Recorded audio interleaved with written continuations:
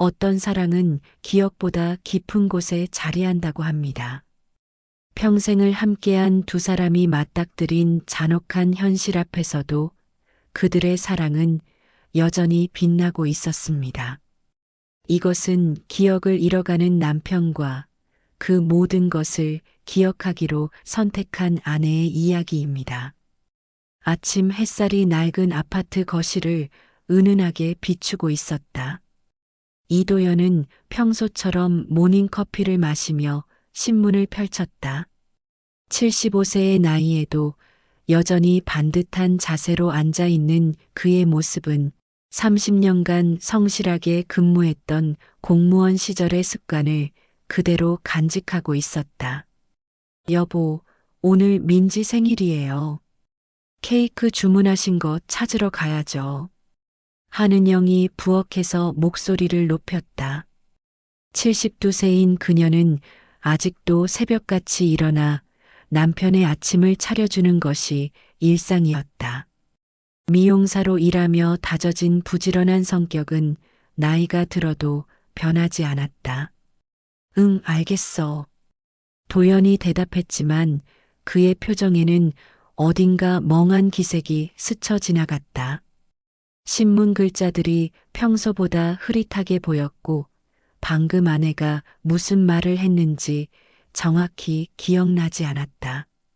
점심때가 되어 은영이 냉장고를 열자 이상한 광경이 눈에 들어왔다. 도연의 낡은 가죽 지갑이 김치통 옆에 놓여 있었다. 여보, 이게 왜 여기 있어요? 은영이 지갑을 들고 거실로 나왔다. 도연은 신문에서 고개를 들더니 당황한 표정을 지었다. 그게 왜 거기에? 그는 머리를 극적이며 어색하게 웃었다.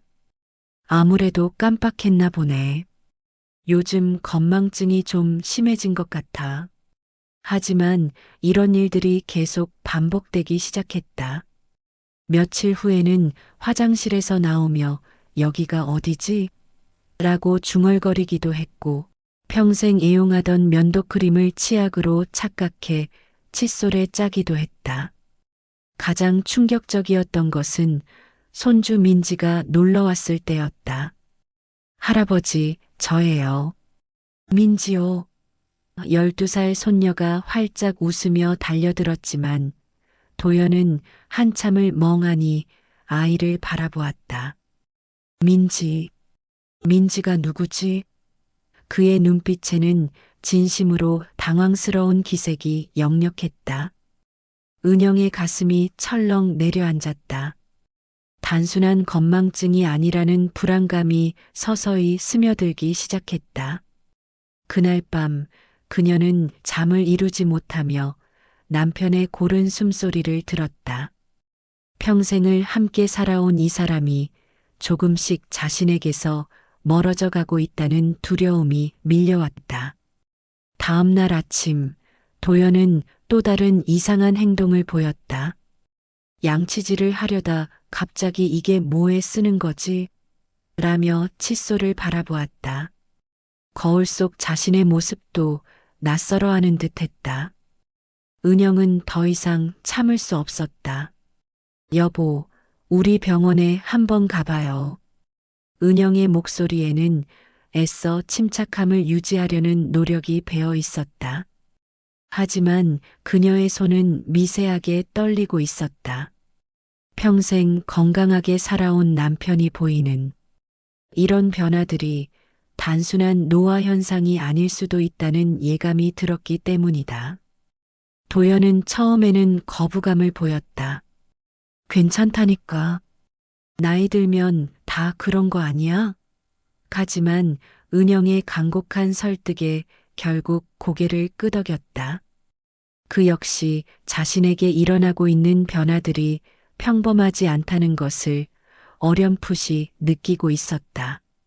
병원 예약을 잡는 동안 은영은 혹시나 하는 마음으로 인터넷을 검색해 보았다. 치매, 알츠하이머, 기억장애. 무서운 단어들이 화면을 가득 메웠다. 그녀는 급히 컴퓨터를 껐다. 아직은 확실하지 않다고, 괜찮을 거라고 자신에게 다짐했지만 가슴 깊은 곳에서는 이미 최악의 상황을 예감하고 있었다.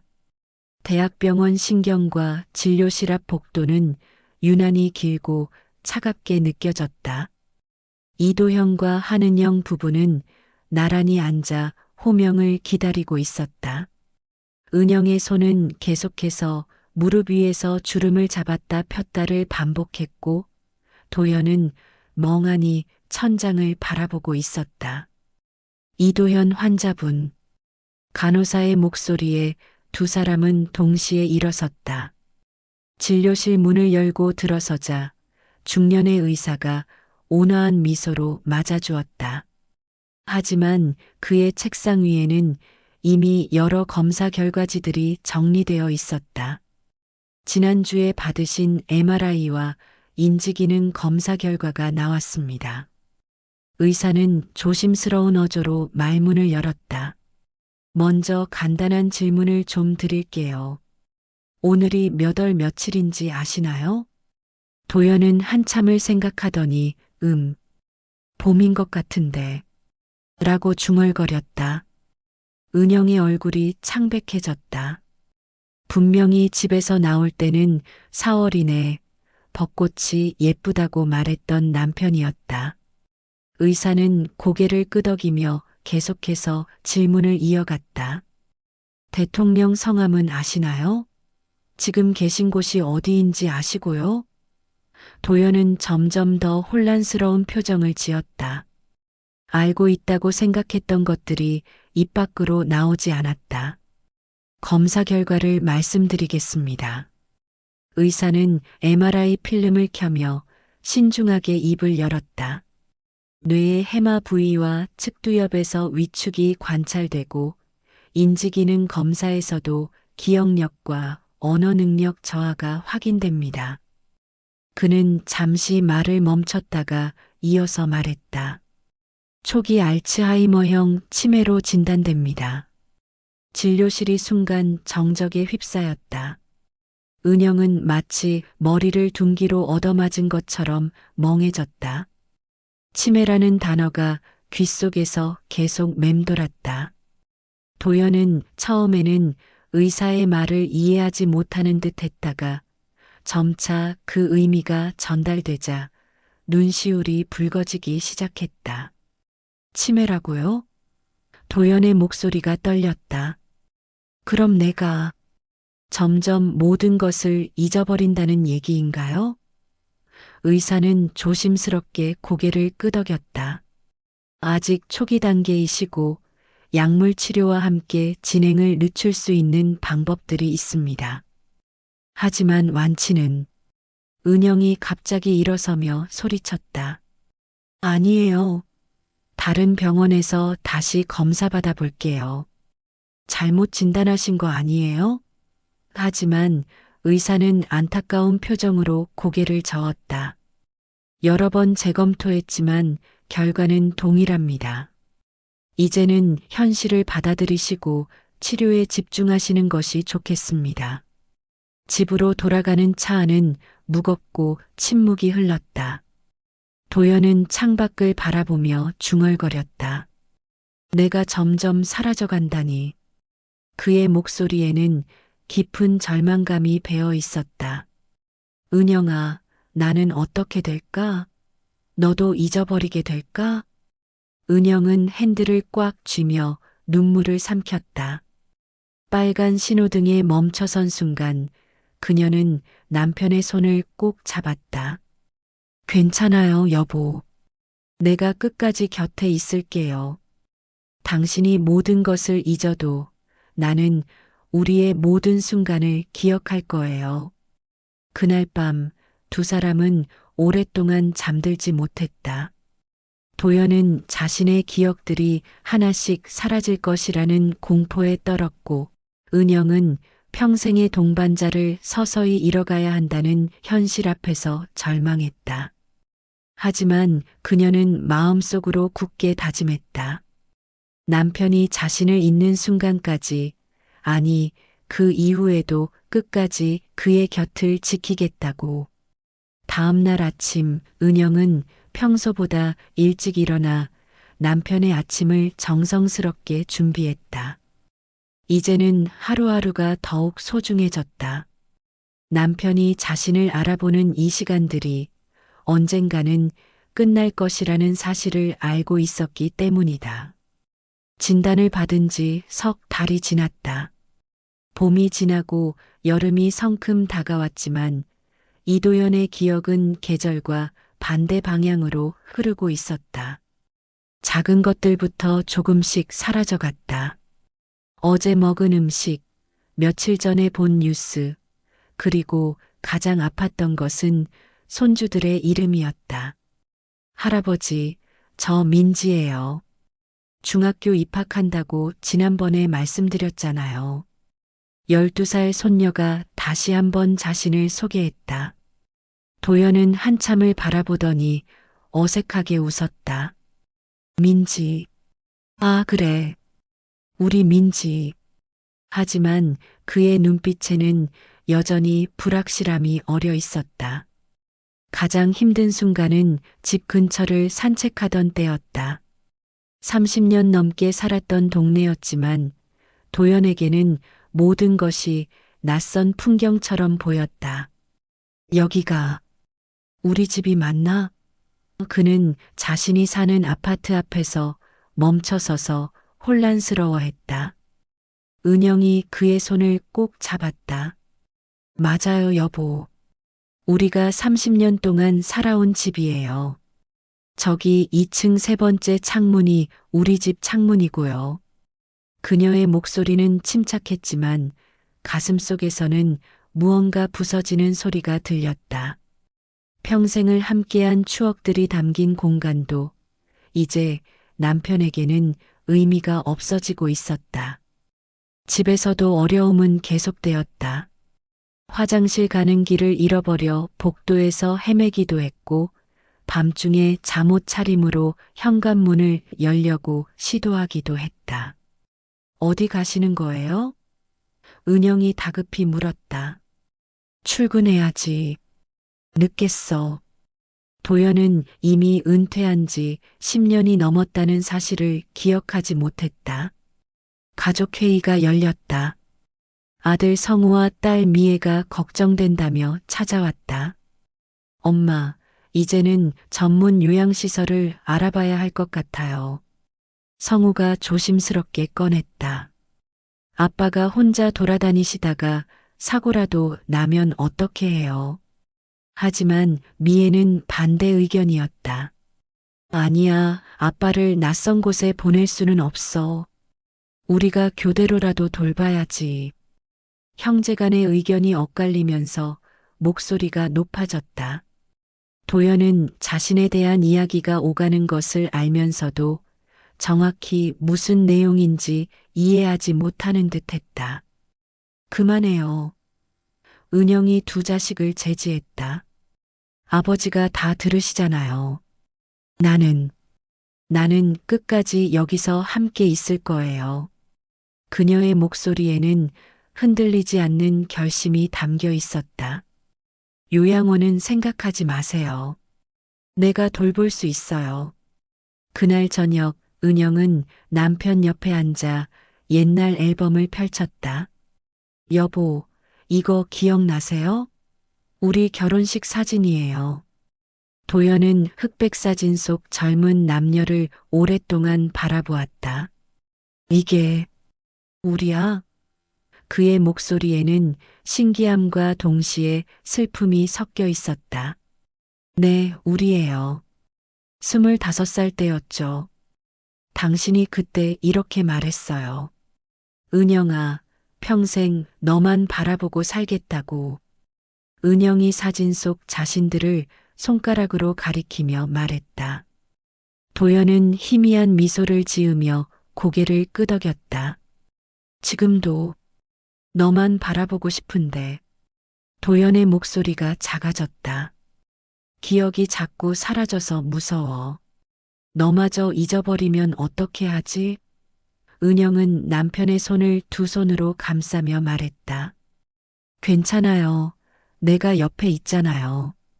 당신이 잊어도 내가 기억하고 있을게요. 밤이 깊어갈수록 도연의 혼란은 더욱 심해졌다. 때로는 젊은 시절로 돌아가 어머니를 찾기도 했고, 때로는 이미 돌아가신 아버지와 대화하듯 중얼거리기도 했다. 은영은 밤잠을 설치며 남편을 지켜보았다. 사랑하는 사람이 조금씩 멀어져 가는 것을 지켜보는 것만큼 고통스러운 일은 없었다. 가을이 깊어가던 어느 일요일, 은영은 용기를 내어 도연과 함께 산책을 나섰다. 그들이 젊은 시절 자주 걸었던 한강 둔치의 작은 다리였다. 단풍잎들이 물 위에 떠내려가는 모습이 평화로웠지만 도연의 표정에는 여전히 혼란이 가득했다.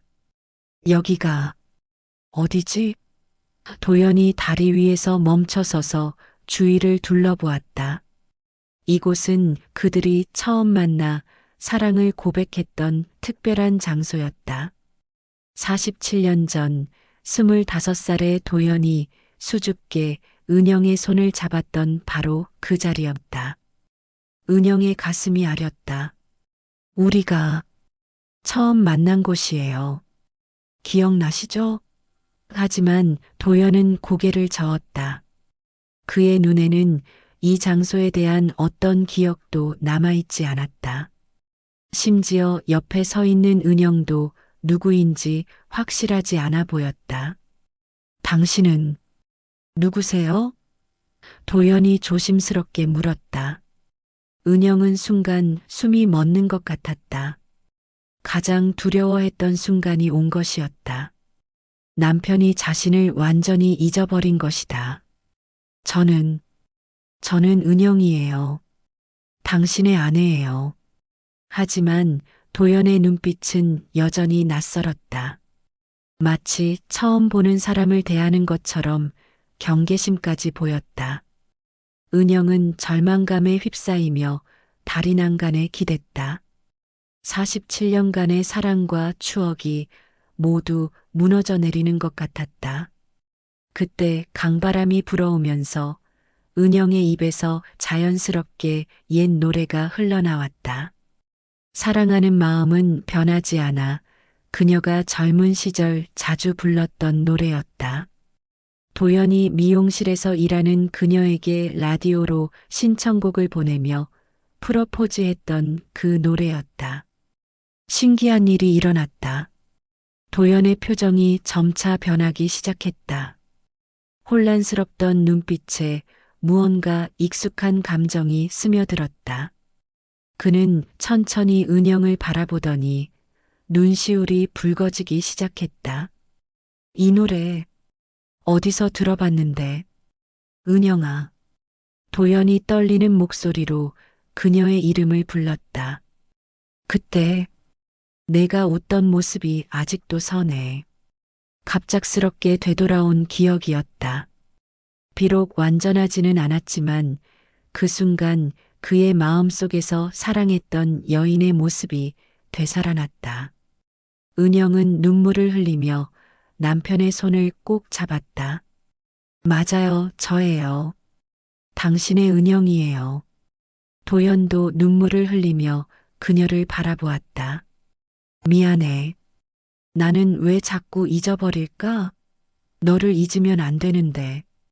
그들은 다리 위에서 한참을 껴안고 있었다. 지나가는 사람들이 호기심 어린 시선을 보냈지만 두 사람에게는 전혀 중요하지 않았다.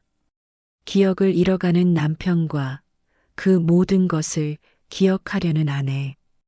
그들의 사랑은 기억보다 더 깊은 곳에서 여전히 살아 숨쉬고 있었다.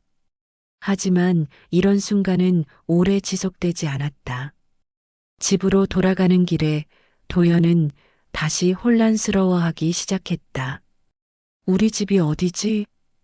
그는 또다시 길을 잃은 듯한 표정을 지었다. 은영은 체념하며 그의 팔을 조심스럽게 잡았다. 그날 밤 가족들에게 전화를 걸었다. 오늘 잠깐이지만 아버지가 저를 알아보셨어요. 은영의 목소리에는 기쁨과 슬픔이 동시에 섞여 있었다. 노래를 들으시더니 갑자기 기억이 돌아오셨어요. 비록 짧은 시간이었지만 아들 성우는 안도의 한숨을 쉬었다. 그래도 다행이네요, 엄마. 아빠가 완전히 잊으신 건 아니구나. 하지만 은영은 알고 있었다. 이런 순간들이 점점 더 드물어질 것이라는 사실을. 그래도 오늘의 그 한순간은 평생 기억할 것이다. 사랑하는 남편이 자신을 알아본 그 소중한 순간을. 겨울이 다가오면서 도연의 상태는 더욱 악화되었다. 이제는 하루 중 대부분의 시간을 혼란 속에서 보냈다. 은영을 딸로 착각하기도 하고 때로는 완전히 모르는 사람으로 여기기도 했다. 밤낮이 바뀌어 새벽에 깨서 집안을 돌아다니는 일도 잦아졌다. 엄마, 이제 정말 한계예요. 아들 성우가 지친 목소리로 말했다. 아빠를 전문 요양시설에 모시는 게 어떨까요? 엄마도 너무 힘들어 하시고. 최근 며칠간 도연을 돌보느라 은영의 몸무게는 눈에 띄게 줄었다. 잠을 제대로 자지 못해 얼굴에는 깊은 피로가 새겨져 있었다. 하지만 은영은 단호했다. 안 돼요. 절대 안 돼요. 그녀의 목소리에는 흔들리지 않는 의지가 담겨 있었다. 낯선 곳에 가면 아버지가 더 혼란스러워 하실 거예요. 내가 끝까지 돌볼 거예요. 딸 미애도 걱정스러운 표정이었다. 엄마, 그래도 현실적으로 생각해봐요. 아빠가 점점 더 힘들어지실 텐데 엄마 혼자서 감당할 수 있을까요? 하지만 은영의 결심은 변하지 않았다. 그날 밤 은영은 집안을 둘러보며 결심을 굳혔다. 화장실과 침실 사이에 안전 손잡이를 설치하고 부엌의 가스레인지는 안전장치로 막았다. 모든 문에는 자물쇠를 달아 도연이 혼자 나가지 못하도록 했다. 집 전체를 요양시설처럼 개조하기 시작한 것이었다. 비록 당신의 기억은 희미해져도 나는 당신을 평생 기억할 거예요. 은영이 잠든 남편에게 속삭였다. 우리가 함께했던 모든 순간들, 당신이 내게 해준 모든 사랑들을 내가 기억하고 있을게요. 하지만 현실은 생각보다 훨씬 가혹했다. 도연은 점점 더 은영을 알아보지 못했다. 때로는 그녀를 도둑으로 생각해 소리를 지르기도 했고, 때로는 자신을 돌보려는 그녀의 손길을 거부하기도 했다. 당신 누구야? 왜 자꾸 나를 만져? 이런 말들이 은영의 마음을 깊이 상처 입혔다. 가장 힘든 순간은 도연이 폭력적인 성향을 보일 때였다. 화장실에 가려고 하는데 은영이 도우려 하자 갑자기 손을 휘둘러 그녀의 뺨을 때렸다. 건드리지 마. 도연의 목소리는 거칠고 낯설었다. 은영은 뺨을 부여잡고 한참을 서 있었다. 아프다는 생각보다는 평생 자신을 아껴주던 남편이 자신을 때렸다는 사실이 더욱 충격적이었다. 하지만 그녀는 울지 않았다. 이것도 병의 증상이라는 걸 알고 있었기 때문이다. 며칠 후 도연은 또 다른 위험한 행동을 보였다. 새벽 3시에 갑자기 일어나더니 외출복을 입기 시작했다. 어디 가세요? 은영이 급히 달려갔지만 도연은 현관문을 열려고 했다. 출근해야지. 늦겠어. 그는 이미 은퇴한 지 오래라는 사실을 전혀 기억하지 못했다. 은영이 막으려 하자 도연은 격렬하게 저항했다. 왜 막아? 나는 일하러 가야 한다고. 그의 힘은 여전히 강했고 72세인 은영이 혼자 제지하기에는 벅찼다. 결국 이웃집에 도움을 요청해야 했다. 그날 밤 은영은 처음으로 절망에 빠졌다. 혼자서는 더 이상 남편을 돌볼 수 없을지도 모른다는 두려움이 밀려왔다. 하지만 그녀는 다시 한번 마음을 다잡았다. 사랑하는 사람을 끝까지 지키겠다는 약속을 포기할 수는 없었다. 다음 날부터 은영은 더욱 체계적으로 준비하기 시작했다. 응급 상황에 대비해 인근 병원 연락처를 벽에 붙여놓고 도연이 밤에 나가지 못하도록 추가 잠금 장치를 설치했다. 그리고 무엇보다 자신의 건강도 챙겨야 한다는 것을 깨달았다. 남편을 돌보기 위해서라도 자신이 먼저 쓰러지면 안 되었다. 이웃들과 가족들의 걱정은 계속되었지만 은영의 의지는 흔들리지 않았다. 비록 남편이 자신을 알아보지 못하고 때로는 거부하고 심지어 해를 입히려 해도 그녀의 사랑은 변하지 않았다. 기억을 잃어가는 남편 대신 그녀가 두 사람 몫의 기억을 모두 간직하기로 한 것이다. 봄이 다시 찾아왔지만 이도연의 상태는 계절과 관계없이 더욱 악화되고 있었다. 이제는 가족들의 얼굴조차 구분하지 못했다. 아들과 딸이 찾아와도 당신들 누구예요? 라고 물었고 손주 민지는 아예 무서워하며 할아버지를 피하기 시작했다. 할머니, 할아버지가 왜 저렇게 되신 거예요? 12살 민지가 눈물을 글썽이며 물었다. 은영은 손녀를 끌어안으며 조심스럽게 설명했다. 할아버지가 많이 아프신 거야. 머리가 아프셔서 우리를 기억하기 힘들어 하시는 거야. 민지는 한참을 생각하더니 말했다. 그럼 제가 할아버지에게 편지를 써드릴게요. 할아버지가 저를 잊어버려도 제가 할아버지를 얼마나 사랑하는지 알려드리고 싶어요. 그 순간 은영의 눈에서 눈물이 흘러내렸다. 어린 손녀의 순수한 마음이 그녀의 지친 마음에 따뜻함을 가져다 주었다.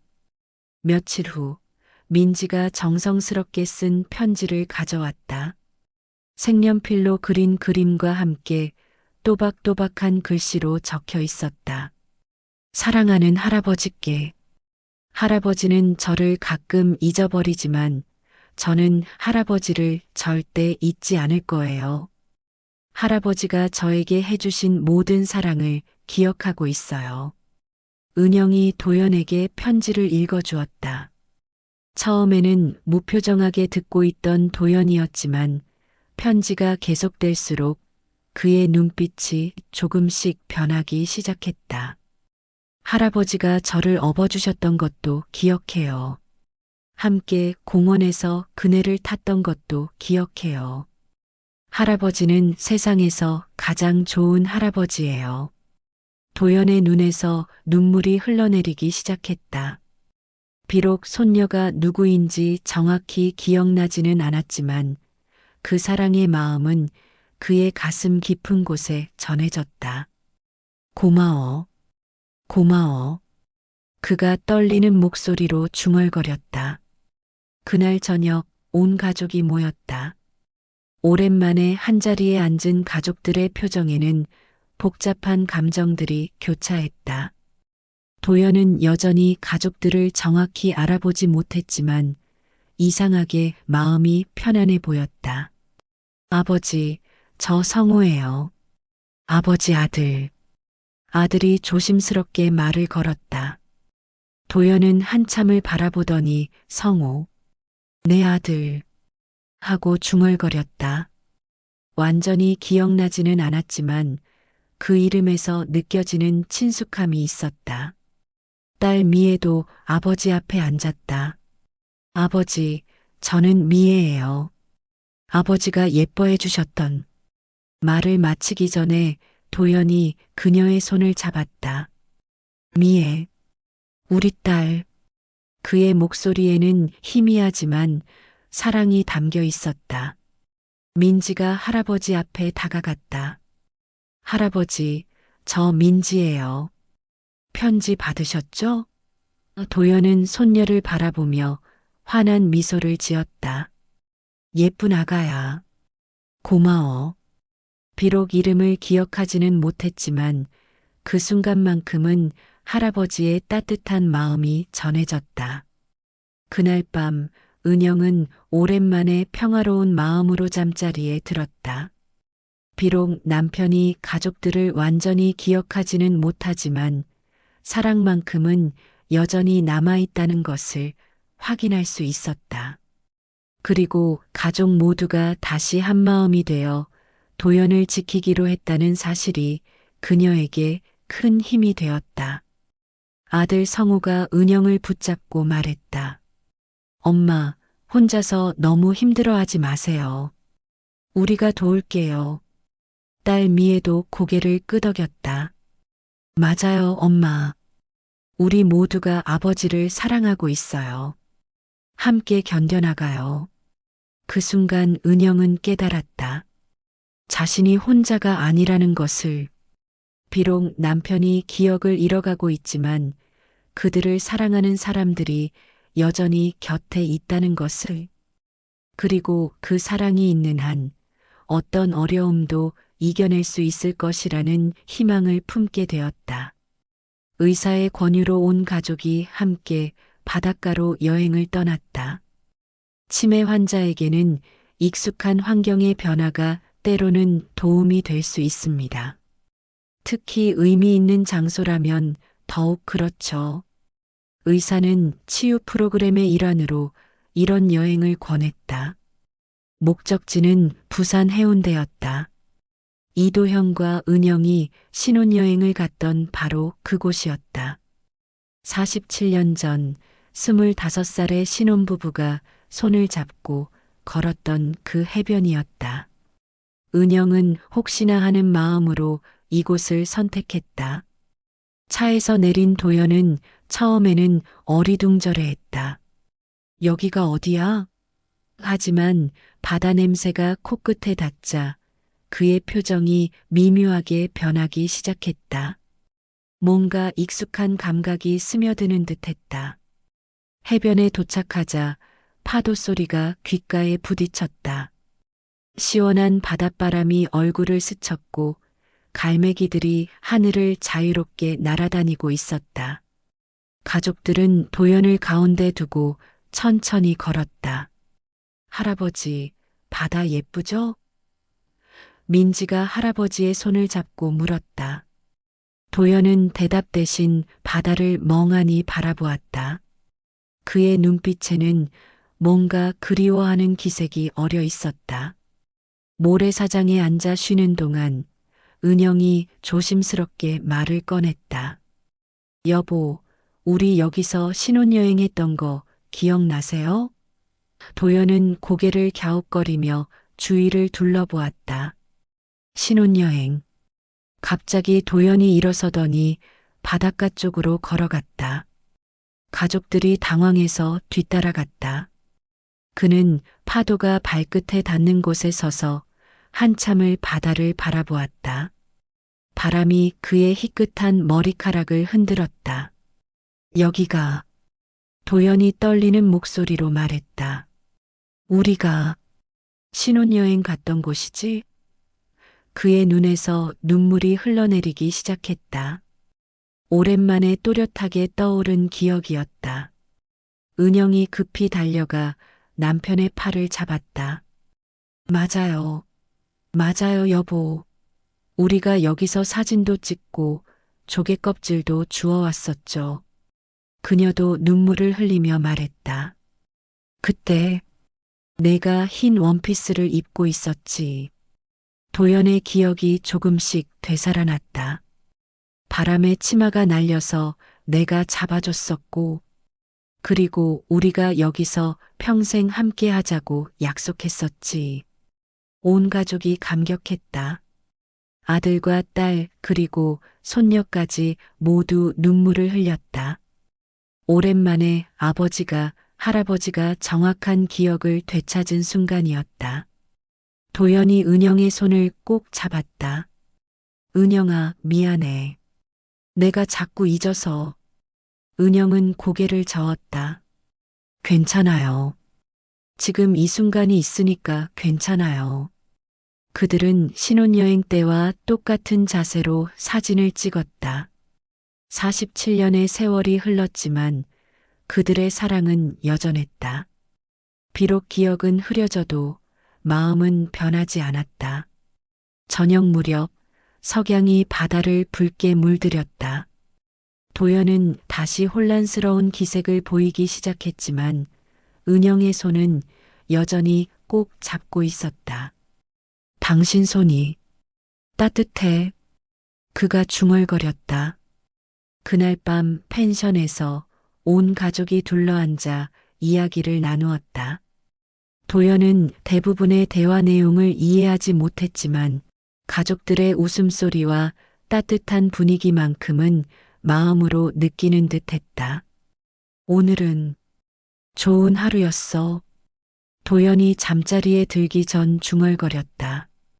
구체적인 기억은 다시 흐려졌지만 그날의 행복한 감정만큼은 그의 마음속에 남아 있었다.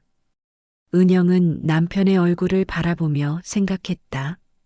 기억은 사라져도 사랑은 남는다는 것을, 그리고 그것만으로도 충분하다는 것을. 계절이 몇 번 바뀌었다. 도연의 기억은 이제 거의 남아있지 않았다. 대부분의 시간을 침대에서 보냈고 말을 하는 것도 드물어졌다. 때로는 은영을 알아보는 듯 했지만 대부분은 낯선 사람처럼 바라보았다. 여보, 아침이에요.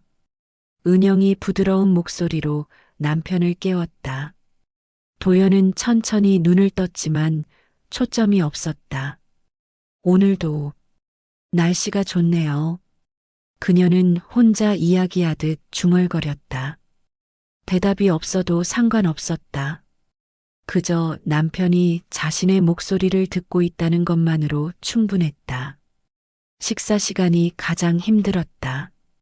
도연은 스스로 숟가락을 들 수 없었고 은영이 한 숟갈씩 떠서 먹여줘야 했다. 맛있어요? 당신이 좋아하시던 미역국이에요. 도연은 고개를 약간 끄덕이는 듯 했다. 어느 날 오후 도연이 갑자기 은영을 빤히 쳐다보았다. 그의 눈에 잠깐 생기가 돌았다. 당신은 누구세요? 여전히 그녀를 알아보지 못했지만 목소리에는 이상하게 친근함이 묻어 있었다. 저는 은영이에요. 당신을 사랑하는 사람이에요. 은영이 남편의 손을 부드럽게 잡으며 말했다. 도연은 한참을 그녀의 얼굴을 바라보다가 희미한 미소를 지었다. 사랑. 그가 그 단어를 따라 중얼거렸다. 밤이 되면 도연은 종종 불안해했다. 어디론가 가야 한다며 일어나려 하거나 이미 돌아가신 어머니를 찾기도 했다. 은영은 그때마다 그를 진정시켰다. 괜찮아요. 내가 여기 있어요. 그녀의 목소리에는 무한한 인내와 사랑이 담겨 있었다. 어느 추운 겨울밤 도연이 갑자기 눈을 뜨고 은영을 바라보았다. 그의 눈빛이 평소와 달리 또렷했다. 당신만은. 그가 힘겹게 말했다. 끝까지 잊고 싶지 않아. 은영의 눈에서 눈물이 흘러내렸다. 오랜만에 들은 남편의 진심 어린 말이었다. 괜찮아요. 그녀가 눈물을 삼키며 대답했다. 내가 당신을 기억하고 있으니까요. 우리의 모든 순간을 내가 기억하고 있어요. 도연이 약한 목소리로 속삭였다. 고마워. 정말 고마워. 그리고는 다시 깊은 잠에 빠져들었다. 은영은 밤새도록 그의 곁을 지켰다. 며칠 후 온 가족이 다시 모였다. 도연의 상태가 더욱 악화된 것을 모두가 알고 있었다. 아들과 딸은 아버지의 손을 잡고 말을 걸었지만 반응은 거의 없었다. 할아버지, 저 민지예요. 이제 중학생이 된 민지가 할아버지의 손을 꼭 잡았다. 할아버지가 저에게 해주신 모든 사랑을 기억하고 있어요. 도연의 입가에 희미한 미소가 스쳤다. 봄이 다시 왔다. 창밖으로 벚꽃이 피어나는 것이 보였다. 은영이 휠체어에 도연을 태우고 아파트 정원으로 나갔다. 여보, 벚꽃이 예뻐요. 당신이 좋아하시던. 말을 마치기 전에 도연이 그녀의 손을 약하게 잡았다. 고마워. 도연이 거의 들리지 않는 목소리로 속삭였다. 평생 고마웠어. 은영은 눈물을 흘리며 남편의 손을 더욱 꼭 잡았다. 그날 밤 도연은 평안한 표정으로 잠들었다. 은영은 그의 곁에서 마지막까지 그를 지켜보았다. 사랑해요, 여보. 평생 사랑했어요. 그녀의 속삭임이 조용한 방 안에 울려 퍼졌다. 비록 기억은 사라졌지만 그들의 사랑은 영원했다. 한 사람의 기억 속에 두 사람의 사랑이 모두 간직되어 있었다. 그것으로 충분했다. 사랑은 기억보다 깊은 곳에 있으니까.